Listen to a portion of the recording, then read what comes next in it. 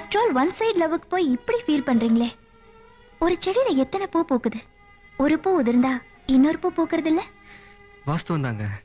ஆனா உதிர்ந்த பூவை மறுபடியும் எடுத்து ஒட்ட வைங்க பார்க்கலாம், முடியாது. அது மாதிரிதாங்க காதலும். சில பேருக்கு அது செடி மாதிரி, ஒண்ணு போச்சுன்னா இன்னொன்னு. சில பேருக்கு அது பூ மாதிரி, ஒரு தடவை பூத்து உதிர்ந்ததுன்னா அவ்வளவுதாங்க, மறுபடியும் எடுத்து ஒட்ட வைக்க முடியாது.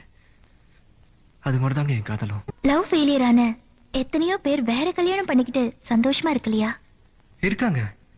ஆனா அவங்க சந்தோஷமா தான் இருக்கிறாங்களான்னு நமக்கு எப்படிங்க தெரியும்?